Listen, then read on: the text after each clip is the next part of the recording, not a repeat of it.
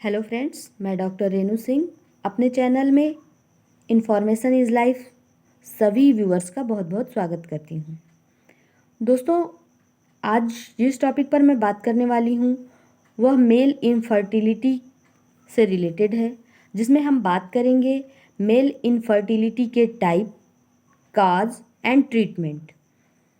इसी की पूरी नॉलेज आपके साथ मैं इस वीडियो में शेयर करने वाली हूँ। जो मेल इनफर्टिलिटी पेशेंट हैं उनके लिए ये वीडियो काफ़ी हेल्पफुल रहेगा। वीडियो स्टार्ट करने से पहले आप मेरे चैनल को सब्सक्राइब करें ताकि आपको नए वीडियो की नोटिफिकेशन मिल सके। तो चलते हैं आज की टॉपिक पर। दोस्तों, मेल इनफर्टिलिटी का मतलब वह कारण है जिसकी वजह से एक पुरुष पिता बनने में असमर्थ होता है। पुरुष में स्पर्म यानी शुक्राणु का कम होना ही इसका मुख्य कारण होता है, जिससे कि वह संतान सुख से वंचित रहते हैं। बच्चा होने के लिए एक पुरुष में स्वस्थ और हेल्दी स्पर्म का होना बहुत ज़रूरी है। साथ में स्पर्म काउंट होना भी बहुत ज़रूरी है, जिसमें पर ml 20 मिलियन स्पर्म होने ही चाहिए, तब वह पुत्र प्राप्ति की उम्मीद कर सकते हैं, जिससे वो संतान को प्राप्त कर सकें।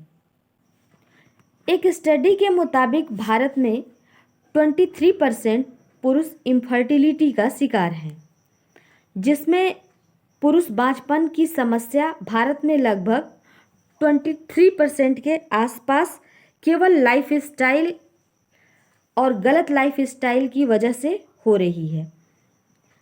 मेन जेनिटल पार्ट में किसी भी प्रकार का चोट लगना, संक्रमण का होना मेल इनफर्टिलिटी का कारण हो सकता है। जरूरी नहीं है कि सिर्फ आपके गलत लाइफस्टाइल की वजह से ही ऐसी बातें हों। आजकल की लाइफस्टाइल में जो मेन फर्टिलिटी को बढ़ावा दे रही है, उसका मेन कारण है अल्कोहल का कंज्यूम होना। जो एक बड़ी मात्रा में लोग अल्कोहल को कंज्यूम करते हैं।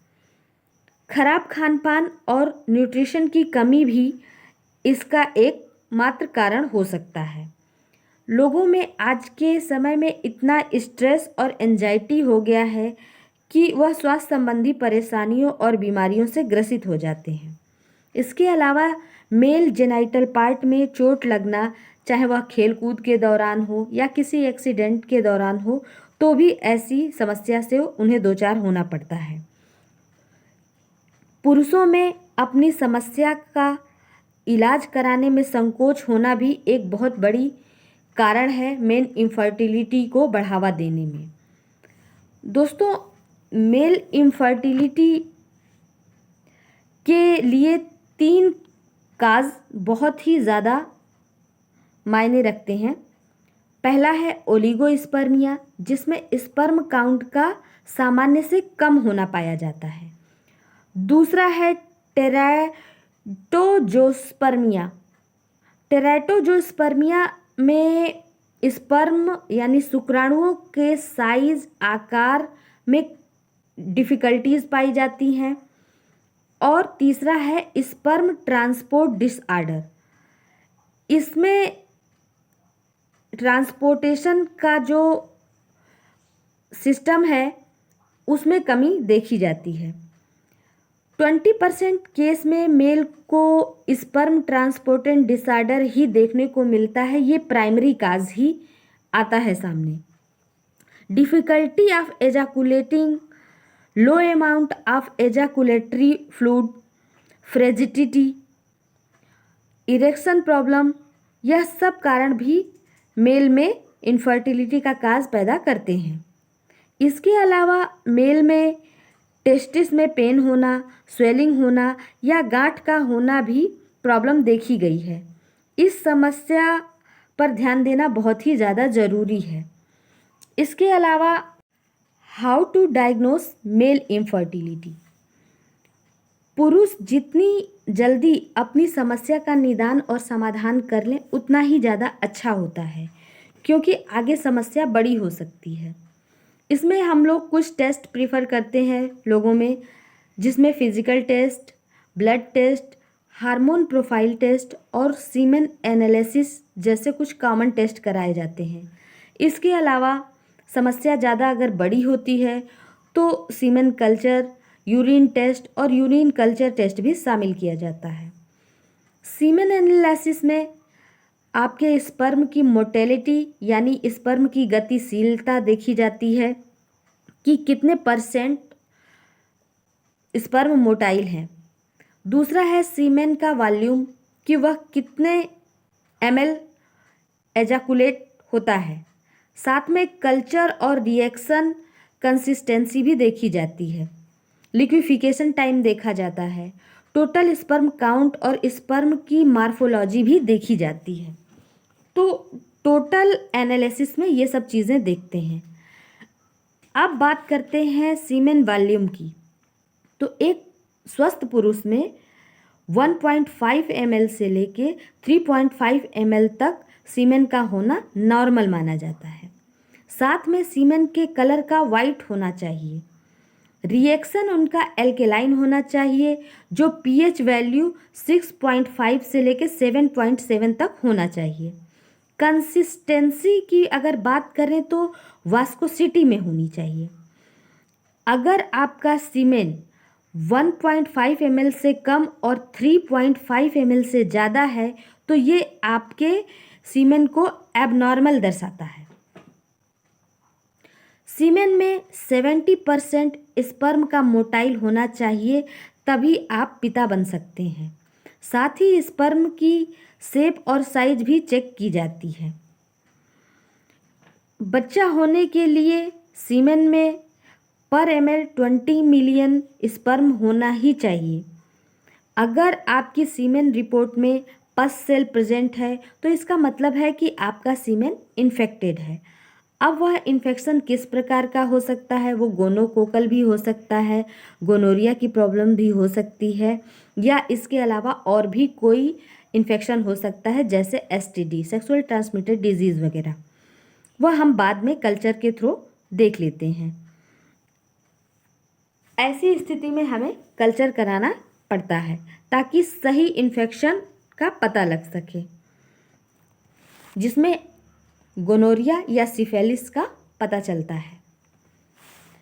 दोस्तों, महिलाओं में अपने इनफर्टिलिटी के प्रति धीरे धीरे अवेयरनेस आ गई है, लेकिन पुरुष अपने रिप्रोडक्टिव हेल्थ के प्रति उतने जागरूक नहीं हैं। तो पुरुषों में भी अपने रिप्रोडक्टिव आर्गन के प्रति जागरूक होना बहुत ही ज़्यादा ज़रूरी हो चुका है आज के समय में, ताकि जिन दंपतियों को मेल इनफर्टिलिटी की वजह से प्रॉब्लम हो रही है वो जल्दी ठीक हो सके। एक खास बात समझना बहुत ही ज़्यादा ज़रूरी है, वो भी पुरुषों को, कि इनफर्टिलिटी और इम्पोटेंसी में बहुत अंतर होता है। तो अगर मेल इनफर्टिलिटी की प्रॉब्लम से जूझ रहे हैं तो सही समय पर इलाज करा के वो इससे निजात पा सकते हैं, वरना इम्पोटेंसी की ओर अगर वो चले गए तो इलाज थोड़ा मुश्किल हो सकता है या नामुमकिन सा हो जाता है। तो अगर जो पुरुष इनफर्टिलिटी की समस्या से ग्रसित हैं वो शर्माए नहीं, अच्छे डॉक्टर के पास जाकर तुरंत अपना इलाज कराएं, वरना टाइम निकल जाने पर दिक्कत हो सकती है। इनफर्टिलिटी का इलाज संभव है, भले ही सेमेन एनालिसिस में स्पर्म काउंट कम हो या स्पर्म काउंट ना हो। मेनी टाइप ऑफ ट्रीटमेंट उपलब्ध हैं आज के समय में, चाहे वो एंजियोस्पर्मिया से प्रॉब्लम फेस कर रहे हों या ओलिगोस्पर्मिया से प्रॉब्लम फेस कर रहे हों, इन सभी चीज़ों का इलाज है। ट्रांसरेक्टल अल्ट्रासाउंड, अगर आपके शुक्राणु नील हैं तो भी आपका टेस्टिकुलर बायोप्सी से मेल इनफर्टिलिटी को ख़त्म किया जा सकता है। इसके अलावा DNA फ्रेगमेंटेशन टेस्ट से शुक्राणुओं के DNA क्षति के बारे में भी पता लगाया जा सकता है। सेट टेस्ट किया जाता है जिससे कि शुक्राणुओं में क्रोमोसोमल संबंधी प्रॉब्लम का पता लगाया जा सकता है कि ऐसे में किसी क्रोमोसोमल एबनॉर्मलिटीज़ तो नहीं है। अब बात करते हैं ट्रीटमेंट की। तो सबसे पहली बात है कि अगर आप अल्कोहल कंज्यूम करते हैं तो तुरंत अल्कोहल का कंजम्पशन बंद कर दें। साथ ही धूम्रपान ना करें। अपनी लाइफ स्टाइल में चेंज लाएं और अच्छा भोजन करें। शुगर कंट्रोल करें, ओबेसिटी को कंट्रोल करें, थायराइड को कंट्रोल करें, एंजाइटी और डिप्रेशन से दूर रहें। अब बात कर लेते हैं ट्रीटमेंट की। अगर इन्फेक्शन नॉर्मल है तो हम एजीफाइन टैबलेट्स देते हैं 500 mg, जिसको 7 डेज तक दिया जाता है। इसके अलावा अगर सीमन में कम स्पर्म है तो क्लोमिड देते हैं 100। इसके अलावा फर्टिस्योर एम टैबलेट, कैरो या न्यूफोर्स 3 की टैबलेट्स वगैरह यूज़ की जाती हैं। सभी प्रोडक्ट की डिटेल वीडियो इसी चैनल पर आपको मिल जाएंगी।